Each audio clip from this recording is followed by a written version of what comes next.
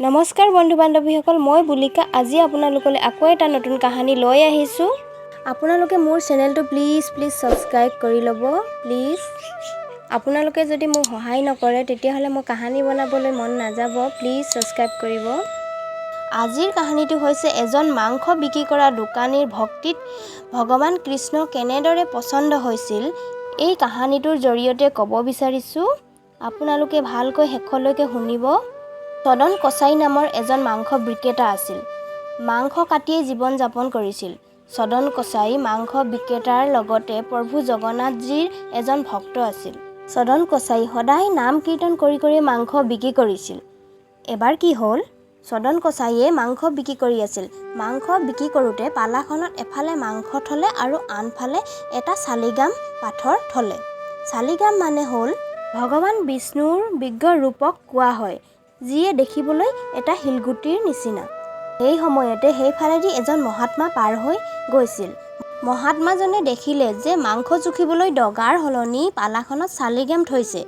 তেতিয়া মহাত্মাজনে ক'লে যে এইটো তই বহুত ডাঙৰ পাপ কাম কৰিছ।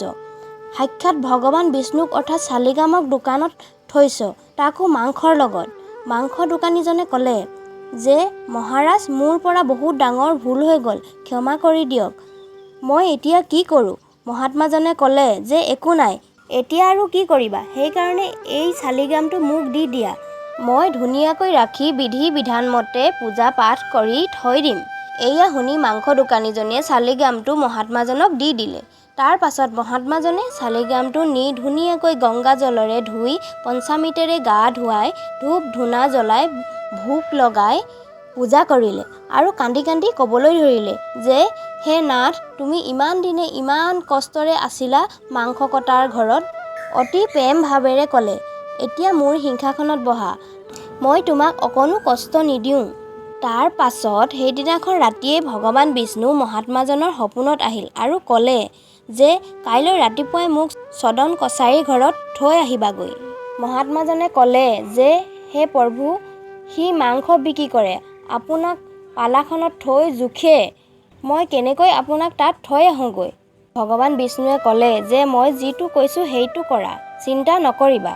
মহাত্মাজনে ক'লে এয়া মহা অনৰ্থ হৈ যাব প্ৰভু, শাস্ত্ৰৰ বিৰোধ হ'ব। মই কেনেকৈ তাত এৰি থৈ আহোঁগৈ, সেইডোখৰ ঠাই আপোনাৰ কাৰণে পবিত্ৰ স্থান নহয়। মাংস বিক্ৰী কৰা মহা পাপী ব্যক্তি, আপুনি কিয় তালৈ যাব লাগে? ভগৱান বিষ্ণুৱে ক'লে মই কাৰোবাৰ ঘৰত খাই ভাল পাওঁ, কাৰোবাৰ ঘৰত মালা পিন্ধি, কাৰোবাৰ ঘৰত স্নান কৰি, ঠিক তেনেদৰে কছাৰী ঘৰত পালাখনত ওলট পালট হৈ ভাল লাগে, সেয়েহে মোক তাতে থৈ আহাগৈ। মহাত্মাজনে পিছদিনাখন ৰাতিপুৱাই চদন কছাৰীৰ ঘৰলৈ প্ৰভু শালিগ্ৰামক লৈ আহিল। চদন কছাৰীয়ে ক'লে, প্ৰভু আপুনি আকৌ এয়া কিয় লৈ আহিল? মোৰ এইডোখৰ বহুত বেয়া স্থান হয়, মই মাংস বিক্ৰী কৰোঁ। মহাত্মাজনে ক'লে যে প্ৰভু মোৰ সপোনত আহিছিল আৰু ক'লে যে তোমাৰ লগতে থাকিব লাগে, সেইকাৰণে মই লৈ আহিলোঁ। আজিৰ পৰা এয়া তুমিয়ে চম্ভালা। সেয়া শুনি চদন কছাৰী হাত ভৰি কঁপিবলৈ ধৰিলে, চকুৰে চকুপানী ওলাল আৰু মনতে ভাবিলে যে মই ইমান পাপী হৈও ভগৱান মোৰ ওচৰত থাকিব বিচাৰিছে। মই ইমানখিনিও কাম কৰিব নোৱাৰোঁনে প্ৰভুৰ কাৰণে? ইয়াতকৈ বেছি আৰু মোক কি লাগে? পইচা মোক কিহৰ প্ৰয়োজন? স্বয়ং ভগৱান মোৰ ওচৰলৈ নিজেই আহিছে। সেইবুলি কৈ দোকানীজনে মাংস কাটিবলৈ বন্ধ কৰি দিলে আৰু ভগৱানৰ কাৰণে জীয়াই থাকিবলৈ ধৰিলে। এদিন জগন্নাথ মন্দিৰলৈ বুলি ঘৰ এৰি গুচি গ'ল। মানুহক সুধি সুধি যাবলৈ ধৰিলে, ক'ত আছে জগন্নাথপুৰী? বাৰে বাৰে এই কথাকে কৈ থাকে যে আপুনি মোক লগ কৰিবলৈ ব্যাকুল হৈ আছে, ময়ো আহিছোঁ আপোনাক লগ কৰিবলৈ।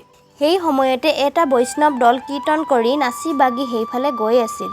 সেয়া দেখি চদন কছাৰীৰো মন গৈছিল সিহঁতৰ লগত একেলগে যাবলৈ। যিসকলে তেওঁক চিনি পাইছিল তাৰে ভিতৰত কেইজনমানে কৈছিল, তই আমাৰ পৰা দূৰত থাক, তই আমাৰ লগত উঠা বহা কৰিলে আমি অপবিত্ৰ হৈ যাম। সেই কথা শুনি চদন কছাৰীয়ে যিটো ৰাস্তাৰ ফালে তেওঁলোকে গৈছিল সেই ৰাস্তাৰ ফালে নগৈ পিঠ কৰি দূৰৰ ফালে গৈ আছিল আৰু কৈছিল, মই সেইফালে নাযাওঁ, মোৰ পৰা সকলো অপবিত্ৰ হৈ যাব।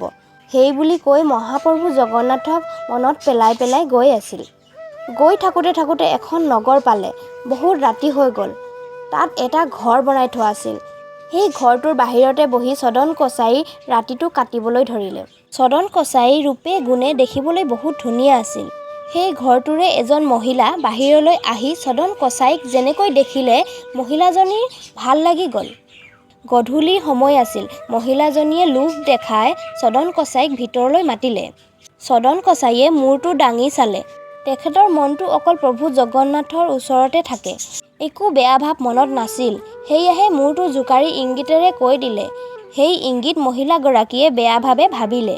মহিলাগৰাকীয়ে ভাবিলে যে তুমি ভিতৰলৈ যোৱা আৰু গৈ তোমাৰ স্বামীক হত্যা কৰা, তেতিয়াহে তোমাৰ লগত থাকিম। মহিলাগৰাকীৰ এনেকৈয়ে ইংগিত দিয়া যেন লাগিল। সেয়ে ভাবি মহিলাগৰাকীয়ে নিজৰ স্বামীক মাৰি পেলালে। বাহিৰলৈ আহি ক'লে যে এতিয়া ভিতৰলৈ ব'লা, মোৰ লগত থাকিব লাগিব, নহ'লে মই সকলো কৈ দিম যে মোৰ মানুহটোক তুমি মাৰিলা বুলি। এতিয়া মোৰ লগত বিয়া পাতিব লাগিব, নহ'লে সকলো কথা মই চবৰ আগতে কৈ দিম। চদন কছাৰীয়ে ক'লে, মোক বদনাম কৰা, মাৰি পেলোৱা, যি কৰা কৰা, কিন্তু মই এই কাম কৰিব নোৱাৰোঁ। তেখেতে অস্বীকাৰ কৰিলে। তেতিয়া মহিলাগৰাকীয়ে চদন কছাৰীক বদনাম কৰি ধৰি বান্ধি ৰজাৰ ওচৰলৈ লৈ গ'ল। ৰজাই চদন কছাৰীক সঁচা নে মিছা সকলো কথা সুধিলে, কিন্তু চদন কছাৰী একেবাৰে মৌন হৈ থাকিল। মোক যি শাস্তি দিব বিচাৰিছে দিয়া, ভগৱানে যি কৰিব ভালেই কৰিব। ৰজাই ক'লে, অপৰাধীক হাত দুখন কাটি দিয়া। ৰজাই সেই বুলি কৈ চদন কছাৰীৰ হাত দুখন কাটি দিলে। ৰজাই হাত দুখন কাটি দিলে, কিন্তু চদন কছাৰীৰ কোনো দুখ হোৱা নাই। হাঁহি হাঁহি কৈছে, একো নাই, মোৰ প্ৰভু জগন্নাথৰো হাত নাই। হে না, তুমি মোক এই ৰূপটো স্বীকাৰ কৰা। দুয়োফালে একেৰাহে তেজ ওলাইছিল, কিন্তু ৰাস্তাত গৈ থাকোঁতে এটাই প্ৰাৰ্থনা কৰিছিল যে হে প্ৰভু নাথ, এইটোৱেই মোৰ ৰাস্তা আছে আপোনাক লগ পোৱাৰ। যেনে তেনে তুমি মোক তোমাৰ ওচৰলৈ লৈ যোৱা। চদন কছাৰী যেনেকৈ জগন্নাথ ধাম মন্দিৰ পালেগৈ, প্ৰভু জগন্নাথ নাচিবলৈ ধৰিলে। পূজাৰীয়ে সুধিলে, আপুনি ইমান আনন্দিত কিয় হৈছে প্ৰভু? জগন্নাথে ক'লে, মোৰ এজন ভক্ত আহিছে, যিয়ে বহুত কষ্টত আছে, যোৱা তাক লৈ আহাগৈ। ধুনীয়াকৈ পালকিত বহাই আনিবা। পূজাৰীজনে পালকি লৈ ভক্তজনক আনিবলৈ গ'ল, কিন্তু পূজাৰীজনে জগন্নাথৰ প্ৰিয় ভক্তজনক চিনি নাপালে। খালী পালকিখন আকৌ ভগৱানৰ ওচৰলৈ লৈ আহিল। জগন্নাথে সুধিলে, খালী পালকিখন কিয় ঘূৰাই লৈ আহিলা? পূজাৰীজনে ক'লে, আপোনাৰ ভক্ত হাজাৰজন বাহিৰত থিয় হৈ আছে, মই কেনেকৈ চিনি পাম? তেতিয়া প্ৰভুৱে ক'লে, মোৰ দৰে মোৰ ভক্তৰো হাত দুখন নাই। এয়া শুনি পূজাৰীজন পালকি লৈ আকৌ গ'ল। দেখিলে চদন কছাৰীয়ে মন্দিৰৰ ভিতৰলৈ খোজকাঢ়ি যোৱা নাই, শুই শুই বাগৰি বাগৰি প্ৰণাম কৰি ভিতৰলৈ গৈ আছে আৰু দূৰৰ ৰাস্তা ফালে গৈছে, যাতে কোনো অপবিত্ৰ নহয়। তাকে দেখি সকলোৰে চকুপানী ওলাবলৈ ধৰিলে। পূজাৰীজন গৈ তেখেতক গৈ ক'লেগৈ, মহাপ্ৰভুৱে তোমালৈ পালকি পঠিয়াইছে ইয়াত বহুৱাই নিবলৈ। তেতিয়া চদন কছাৰীয়ে ক'লে, মই এই পালকিত বহি গ'লে মোৰ লগে লগে প্ৰাণ ওলাই যাব। মই আপোনাৰ লগতে যাম, কিন্তু পালকিত নাযাওঁ। এনেকৈয়ে বাগৰি বাগৰি গৈ গৈ মন্দিৰ পালেগৈ। মন্দিৰত পাই প্ৰভু জগন্নাথক দেখি প্ৰণাম কৰিবলৈ লওঁতেই চদন কছাৰীৰ হাত দুখন পুনৰ আগৰ দৰে হৈ পৰিল। প্ৰভু জগন্নাথে চদন কছাৰীক আঁকোৱালি ল'লে। এয়ে আছিল আজিৰ কাহিনীটো। এই কাহিনীটোৰ জৰিয়তে এই কথাই বুজিব পাৰিলোঁ, পূজা আৰু প্ৰেম ভিন্ন। যদি আপুনি সঁচা মনেৰে প্ৰেম কৰে, তেতিয়াহ'লে ভগৱান নিশ্চয় আপুনি পাবই।